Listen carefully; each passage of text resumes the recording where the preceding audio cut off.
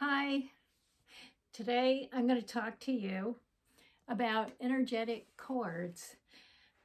In your Reiki practice, you may run across some things in your Reiki sessions that you may not quite understand how to interpret. I know I came across certain energies when I was first starting out, and through experience, I was able to tell when there was something in somebody's energy field or their aura that just didn't seem to belong there. And in fact, I even had people come to me saying, I don't know what it is, but I just feel different right now. Something's wrong. Would you please work on me? Of course, I showed you in my other video how to do a chakra balancing, and that is very beneficial. It's helped a lot of people. So that's a good place to start, and it's always something that you can do to finish up a session with, and it really makes people feel a lot better to be more balanced. But occasionally you'll run across something that seems to be stuck in someone's energy field. And this isn't meant to be anything scary because it's something that's perfectly normal, perfectly natural. And those things that I'm going to be talking about are energetic chords. So when you think of the word chord, you kind of think of an extension cord or an electrical cord or a computer cord, something like that. And in a way, that's kind of a good analogy because there's energy running through these chords. But the chords are actually from you to another person, an animal. You could even have a cord that attaches you to a place, or even sometimes an event that may have happened in the past. So there's various things that you could have cords attached to, and some of those cords are beneficial, like the cords that you have with your significant other, with a cherished pet, between a parent and a child. Those cords are normal, they're beneficial. That's how you communicate. You communicate through speech, of course, and through your actions, but you also connect energetically and communicate energetically with other people. Okay?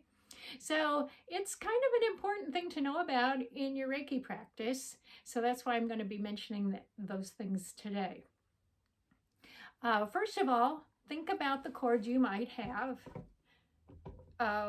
attached to you personally.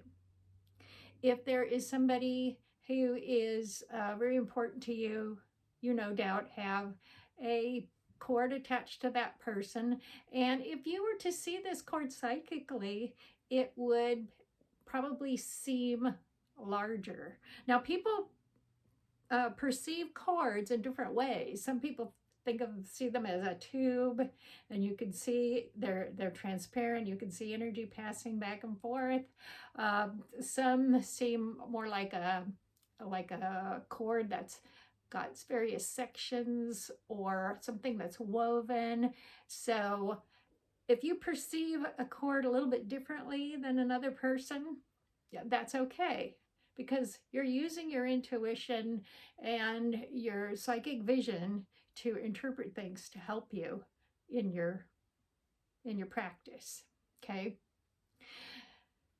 So say you're scanning your energy, and remember, you can scan energy. You go throughout the aura of your client, or you can do that to yourself, and you perceive that there's a cord that maybe attaches you to some person in your past that you may have had some discord with. It's best for you to extract that cord. And instead of saying cutting cords, which is a very common term, it's better to extract a cord. Okay, so if you can sort of visualize on your midline or near your midline where that cord might be attached, you want to take your hands and sort of tug on that cord. And it's attached to you through what they call hooks, okay? So energetic hooks, like it's plugged into you. So you want to just kind of jiggle it back and forth until you feel it loosening. And most of the time, it will give way and you'll be able to pull it out etherically and release it. Then you want to go back and put Reiki in that particular spot. Because remember, you created a void and you want to fill it with Reiki energy, healing energy, okay?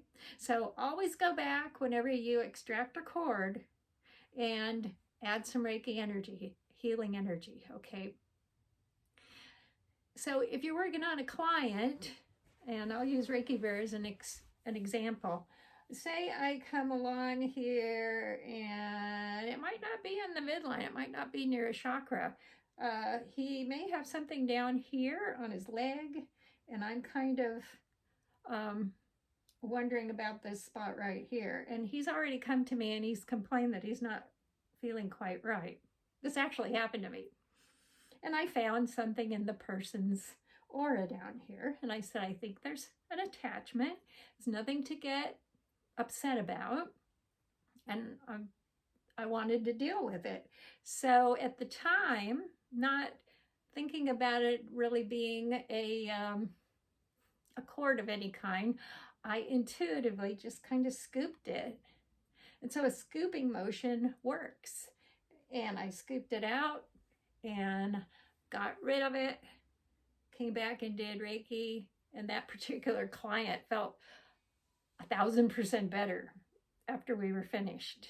And so it was a really great learning experience for me. And I realized now that that was a cord. He'd been around some place where some kind of an energetic cord had gotten hooked into him. Now, there are things in other cultures that seem to line up with the whole idea of energetic cords. If you think about in the Mediterranean area, especially the culture there, they believe in what's called the evil eye. And some of the customs that they have for removing the evil eye are really amazing, because what they do is they use a cutting motion. And I'm thinking, I think the evil eye, or malocchio, as they say in Italy, that might be somebody inserting a detrimental cord to a person, and they can cause illness. All kinds of issues could come up. So how do you know if a cord is a good cord or a not so good cord? Well, you're going to know by the way you feel. And if you sit in meditation and meditate on these cords, you can often discern if that cord has healthy, bright light, if it's an equal exchange of energy. And from time to time, especially if you're a parent, your children drain your energy. But over time, you can, even things out. And by working with the cords, you can do that, and working with the other person. But you can get in there and really work on yourself. In fact, this is a really great thing to do to keep up your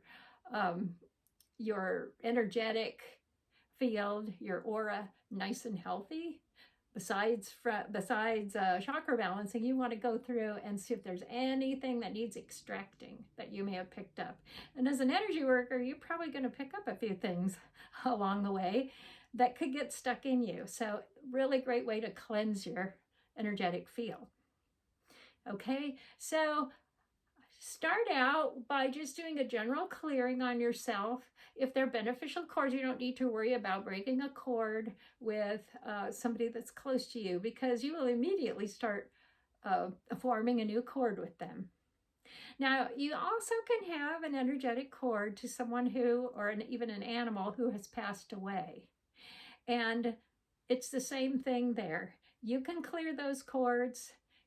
The cords will form again in a healthy, happy way, but maybe some of the suffering or the sorrows that you shared together in the past will be cleared out a bit. And that's going to make for a healthier lifestyle as well. So try using this technique, remember, don't cut your cords. You want to jiggle them loose. I actually got a selenite knife that if you wanted to, you could kind of do a digging motion on your energy field and get some of those cords out. And there's a lot of really good books on extracting energetic cords. But I would just mention that go along with the whole idea of getting the hooks or the roots out before you get rid of those cords, because you want to make sure you get the whole thing out. There's a lot more to this. I mean, books and books have been written about it, but that's a good place to start. If you have any questions about this, feel free to comment below the video here. And also don't forget to subscribe to my channel here, Sage Blossom Reiki. And I'm going to be coming up with more tips for you as a Reiki practitioner, or even just as somebody who is interested in learning about Reiki. I have other videos with instruction on Reiki 1, 2, and 3. So take a look at those. And I'll see you next time. Namaste.